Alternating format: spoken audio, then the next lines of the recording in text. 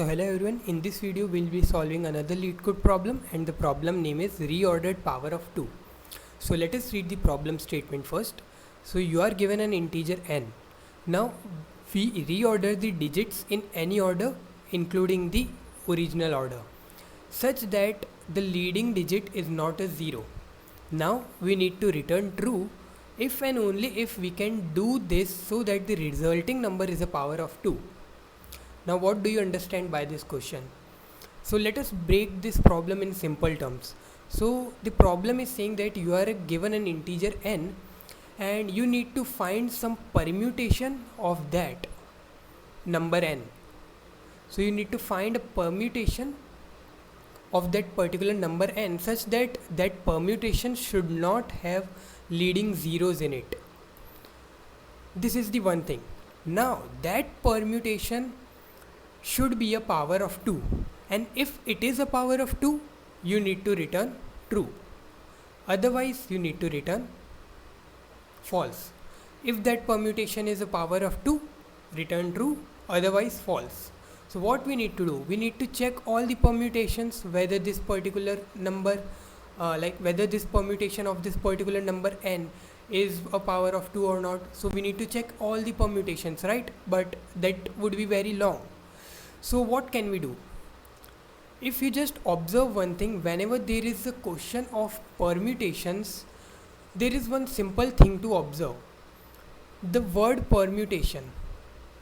So let me just write down. So permutation. Now what does this permutation thing means? Let us understand with the help of a simple example. Let's say you are given a number 1, 0, 2, 4. Now let's say this is n. Now let's say you take permutation of that number, let's say n dash. That permutation is 4, 0, 2, 1. Now what do you observe in these two numbers? What do you observe? You observe that the digits frequency is same in both n as well as n dash. 1 is occurring here one number of time, here also 1 is occurring one number of time. 0 is occurring one number of time here, 0 is occurring one number of time here. Similarly for 2 and 4, they both are occurring one number of time here in n. Also they are occurring one number of time in n dash as well.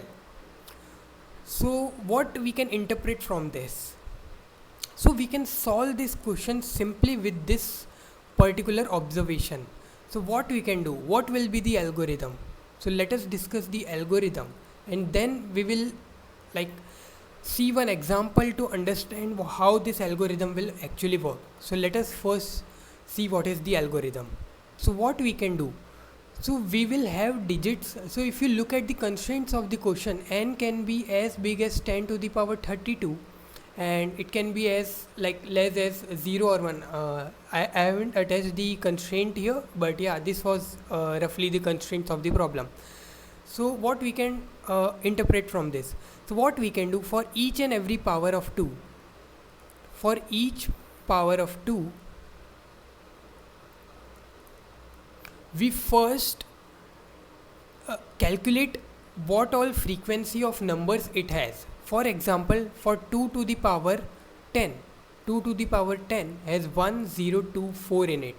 So we can say that for 2 to the power 2, 1 is occurring one number of time, 0 is occurring one number of time, 2 is occurring one number of time, and 4 is occurring one number of time. So for each and every power of 2, we can create a vector which stores the frequency of the digits contained in it. Now this was the pre-computation part. This was the pre-computation. Now how will we solve this problem with the help of this pre-computation? Let us understand. So this was the first step. So what would be the second step? After pre-computing this thing, what we can do? We can simply check the particular number. So let's say n is given to be 1024, the same example that we have taken. So for each and every number we will just check for each digit.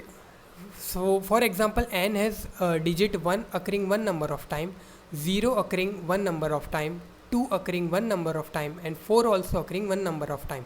Now we will check for each power of 2 whether we get such frequency of digits or not in any of these power of 2. What I am saying, we have already pre-computed all the powers of 2.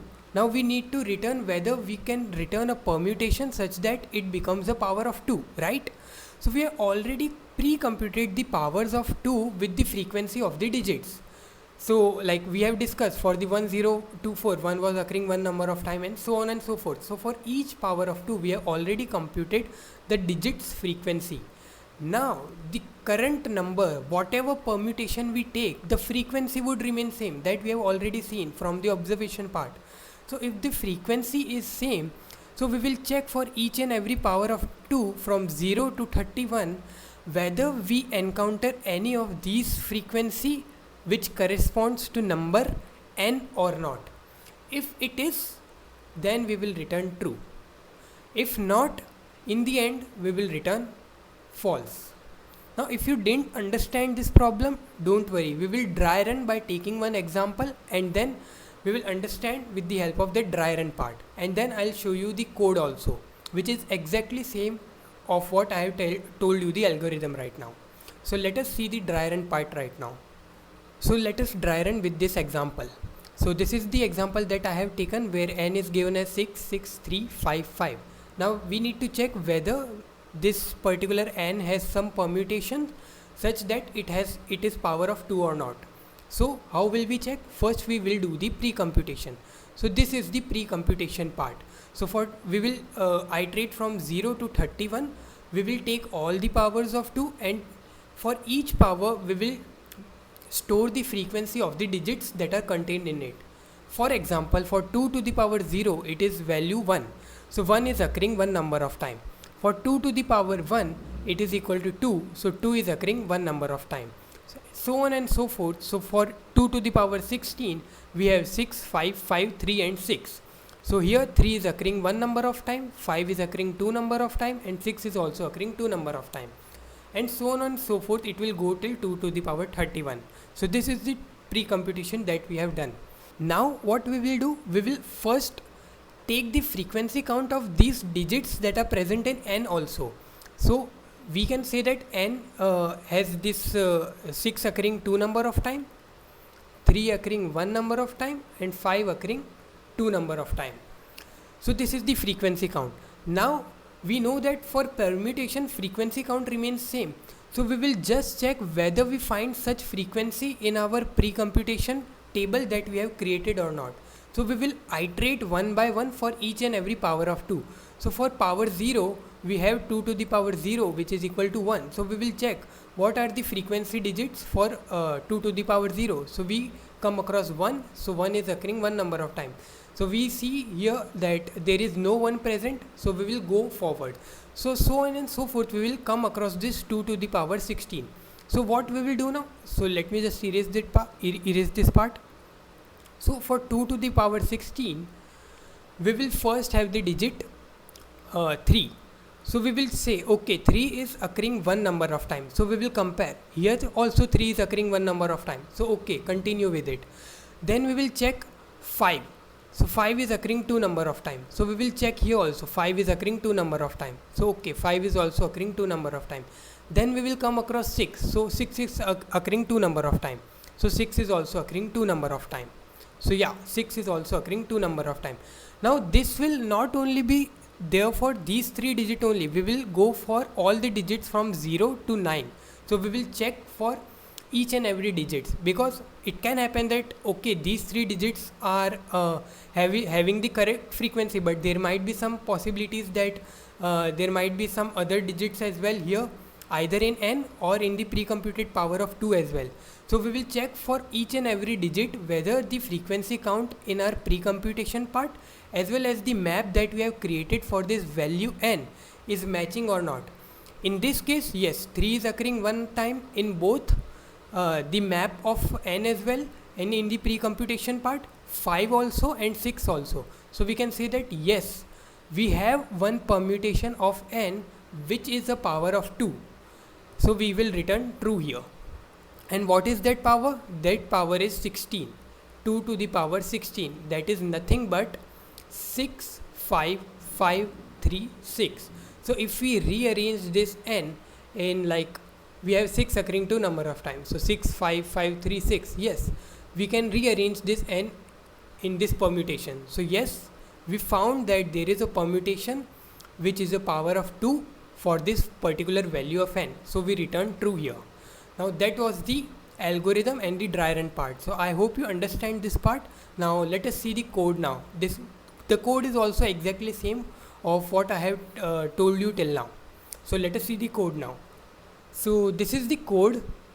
So what we are doing, for first we are initializing a frequency vector or frequency 2D vector, which is storing the power of 2's frequency digits. For example, for 2 to the power 0, we will have value 1. So 1 is occurring 1 number of time. So it is a kind of 2D where index represents the power of 2 and the corresponding vector represents the frequency map. So for 2 to the power 0, 1 occur 1 number of time. For 2 to the power 16, so at index 16, we will have one vector which will be storing like 6 occurring 2 number of time, 5 occurring 2 number of time, and 3 occurring 1 number of time. So this is what this frequency vector is. So how we are calculating it? We are just for the power of 2, we have computed by like just this simple function, power of 2 comma I. So for that we are just taking the digits and just incrementing the frequency count in our frequency 2D vector. Now what I have discussed in the dry run part, we will also compute the digit frequency for that number n, and we will store it in some map. So I have declared this map which will store the digit frequency for this value n.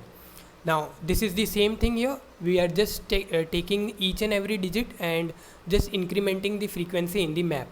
Now what we will do, as we have said, we will check for each power of 2 for 0 to 31, and for each power we will just check each and every digit from 0 to 9 whether these digits frequency are same in this n also and in the pre-computed part also or not. So we are doing the same.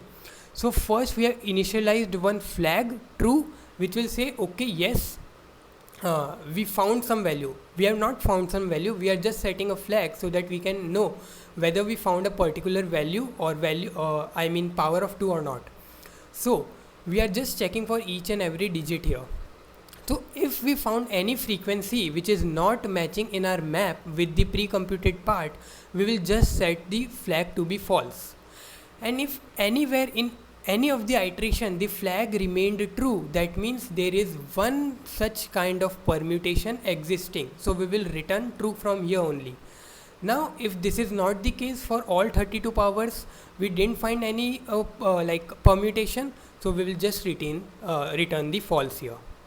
So this was the code part. So I have tried my best to explain each and every part in detail.